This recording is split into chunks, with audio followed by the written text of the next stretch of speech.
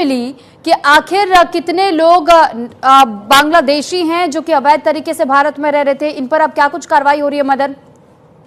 बिल्कुल, मैं आपको बताना चाहूंगा, ये थाना नौजील क्षेत्र का मामला है। यहाँ भट्टे जो है, ईंटों के भट्टे हैं, वो काफी तादाद में है और वहाँ जो लोग काम करते हैं, जो जिस तरीके से जो वहाँ मजदूर हैं, लेबर है, वो पूरा वहाँ काम करती है। तो जब ये बहुत सारी भट्टाओं की चेकिंग की गई, चेकिंग के दौरान ये देखा गया कि कुछ लोग बांग्लादेशी है और बांग्लादेशी समझ के उनको जैसे जैसे उनको अरेस्ट किया गया तो लगातार ये संख्या बढ़ती चली गई और जिसमें 35 लोगों को गिरफ्तार किया और इसमें लगभग 27 महिलाएं गिरफ्तार हुई हैं और वहीं 28 बच्चे बताए जा रहे हैं। और जब इनसे गहन पूछताछ की गई तो एलआईयू की जो टीम को भी जानकारी ली गई तो एलआईयू ने पता किया तो इनके पास जो मूल पत्र है वो भी नहीं पाए गए, जिससे इनको हिरासत में लिया गया है और तमाम जो एजेंसी हैं उनको भी सूचना दे दी गई है कि और इनकी तफ्तीश कराई जा रही है कि आखिर इनके लिंक भी कहीं हो सकते हैं। तो ये जानकारी तभी पता चल पाएगी जब इनसे पूरी तफ्तीश की जाएगी। जी ठीक है मदन, लेकिन साथ ही सवाल ये भी है कि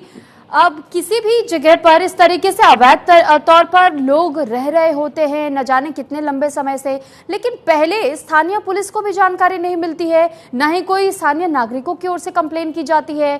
रहते हुए एक अरसा बीत जाता है और यहाँ तक हमने कई बार तो ये भी देखा है कि कुछ तो पीढ़ियां भी बदल चुकी है जगह जगह पर, लेकिन बहुत लंबा समय बीतने के बाद इन पर कार्रवाई हो रही है।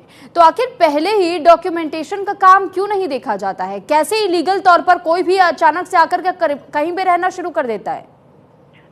जी जी बिल्कुल, मामला ये इतना जो पेचीदा है क्योंकि ये एलआईयू की जो टीम होती है उसकी जिम्मेदारी होती है, नैतिक जिम्मेदारी है कि वो पूरे क्षेत्र में जो लोग रह रहे हैं या कहीं बाहर से आकर रह रहे हैं तो उनका पूरा बायोडाटा जो है वो पुलिस के पास होना चाहिए।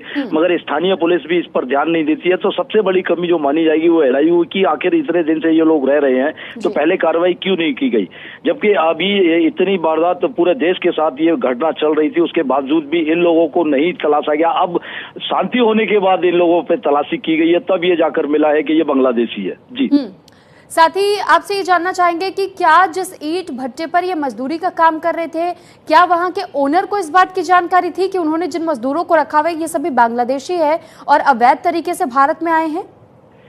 जी, जो भट्टे वालों का काम क्या है कि वो एक ठेकेदार को नियुक्त करते हैं और ठेकेदार ही इसको अरेंज करता है। जैसे ठेकेदार को ये चार्ज दिया गया तो ठेकेदार अपनी मर्जी से इन लोगों को रखे हुए हैं। ओनर को ये नहीं बताया जाता, ओनर को तो सिर्फ इतना बताया जाता है कि ये लोग जो है लेबर है और ठेकेदार की ये नैतिक जिम्मेदारी है। तो ठेकेदार से भी पूछताछ की जा रही है कि आखिर इतने लोगों को उन्होंने अभी तक सूचना क्यों नहीं दी। जी ठीक है मदन, इसमें कुछ बच्चे भी शामिल बताए जा रहे हैं, लगभग शायद 28 का आंकड़ा ये बताया जा रहा है। 28 बच्चे इसमें शामिल हैं और 28 बच्चों को भी उनको पुलिस ने अपने माँ बाप के साथ उनको रखा है। जी ठीक है मदन, और आगे की कार्रवाई को लेकर के पुलिस की ओर से क्या कुछ कहना है?